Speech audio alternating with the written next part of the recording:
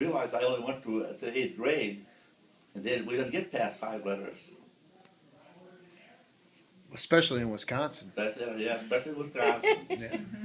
But we know how to play concertina there. Yeah. They still don't get past 5 words up there. Yeah, they do. That concertina is eight letters. Eight words. Eight letters. No, no, they're smart. They're just as smart there. I have, it's just that my stepfather, like my two brothers, only went to the second grade because you wouldn't let them go to school. And there was no laws in those days that you had to make a school. My sister, they all left at 14, left home at 14. I left home at 14 the first time myself too, because he was so cruel to us. Did you leave home for good at 14? They left at 14 for good. I was gone about 6 months and they begged me to come back. Like a fool I did. I was 14. All of a sudden they needed somebody on a farm, you know.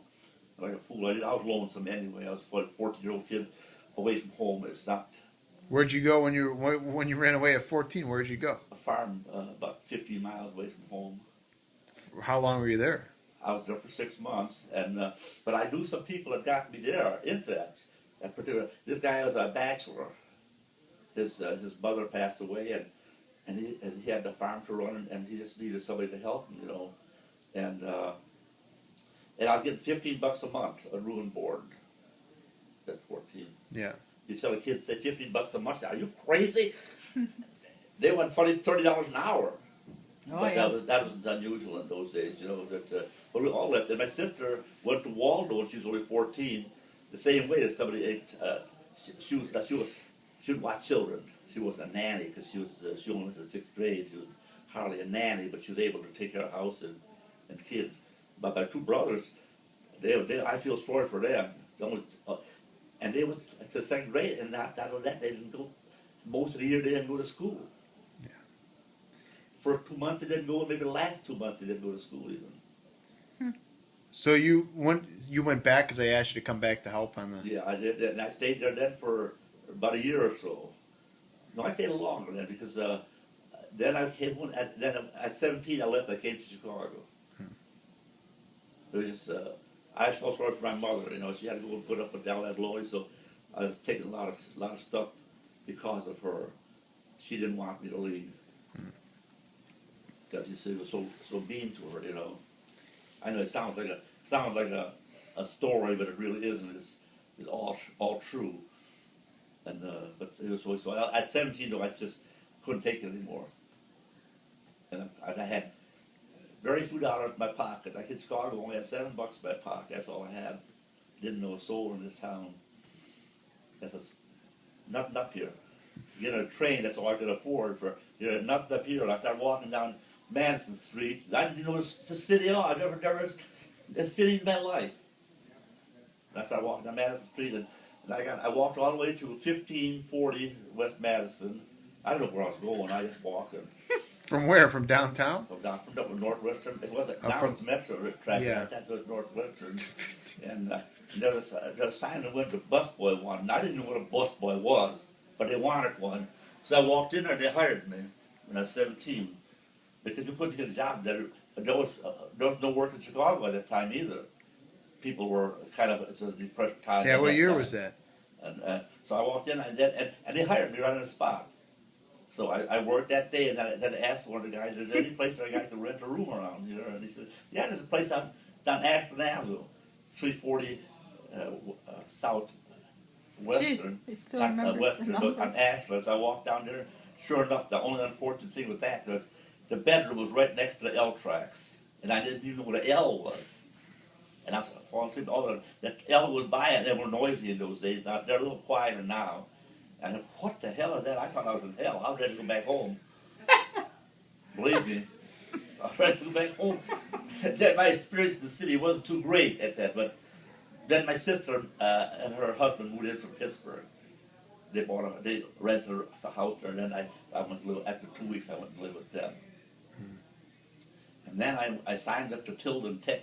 I took a machine shop course. So I learned to got to a 9-acre. I went to Tilden Tech, you know, at a night school, and I thought that's the start of my career, really. And I went to do that. And then, of course, I went to service and spent 3 wonderful years. So what year did you come to Chicago? It had to be about 1939, And then what year did you join the military? just about 40. No, not about 42. Yeah. 42. So the war was still already going on. Yeah, war Yeah. going over, yeah, 42. My brothers were in doing 39. Both of them, that the ones I said had the misfortune of, they were bright kids, don't get me wrong, but they were uneducated. Yeah. So you can get a southern boy for that years ago from down south that he couldn't even hardly talk to anybody, but he could play a guitar, and sing. So you're not necessarily dumb just because you're not educated. Right. Like my mother, when she only went to the second grade, but she was very smart. She could do anything. She could sew anything. She could darn anything. She would make clothes for kids to go to school. She made all her mittens and stuff to go to school. She was very smart, but she was uneducated. Right. And that's when my father passed away. My father was a contractor, and they owned a combination grocery store and a tavern. That's where I was born, in that grocery store and a tavern. They lived in the back. And then my father got very sick, and my mother, now she had to run the tavern and the grocery store, plus take care of me and him. So she was about 24, 25 years old at the time. And she had 4 boys already. So let's say, maybe you can't call them always, just because they have no education, they're not always illiterate, Right.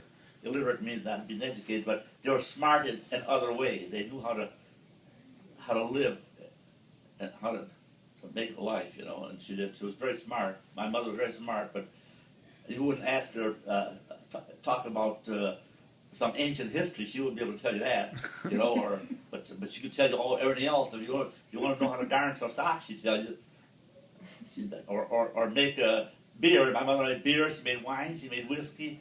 But she was a tavern keeper. She had to learn to do these things, But she'd make all this stuff. And I used to help her put the caps on the bottles a lot of times. I was about 5, 6 years old. Right. With a little capper I put on there. And I still can remember. Isn't that funny? I can remember stuff from that young. I can remember things from when I was only about 2 or 2.5 years old. That long. Yes. I remember so well, and I remember so vividly because when we moved to your house at a farm there, there was a second floor, and I tried to go up the floor, and it always come haul me back down. I could hardly walk, and they're pulling me down the stairs. And for some reason, I had a great curiosity to see what's up on the second floor. So that door was open. I started going up there to go home. So I can remember that to this day. And another thing I can remember when we first moved into that place, my mother bought a rubber air balls, for our 3 children. I was too young, and they started the fire in the kitchen stove there. And like a young kid, I put those balls in an oven, and they all busted. And I can remember that. That's from a very young age. I can still remember that. Yeah. Talk about an old nut, huh? Well, then you were putting these things in the microwave, right? Yes, I did put them in the Well, I did it there because I thought I would dry them out, and then I always had smoke all over the place. Phew, boy. It would not take stain. So I thought, well, the wood is, the liquid is still deeper in the wood, so I was going to try and bake it out, but I had to quit that idea. That's why the ones that your mother had, they had wood hardener on there. Well, you don't have them, she's got a new gun yet. Right. Poor girl doesn't know. I made it get 6 months ago, and she doesn't, well, not that long. Poor woman. I'll get him to her. Oh, sure. That's okay. She'd like to throw them out anyway. Nah, she won't throw them out. But anyway, that one is a bad job. You can toss that 1 hour, or you can keep it in your cabinet somewhere. You've got, Yeah. Irene had loads of rings. I got to take a look through her rings, and she had a little owl ring. She was a silly girl. She had all these things, She went out to all that silly stuff. Yeah. She could get a little phobia. She'd end up getting little things. That's what Irene. Yeah, collect a lot of That's why people. this mirror. She wanted this mirror. There's owls on this mirror.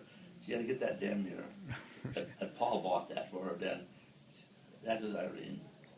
But she left me a million wonderful memories of her silliness, That's all right.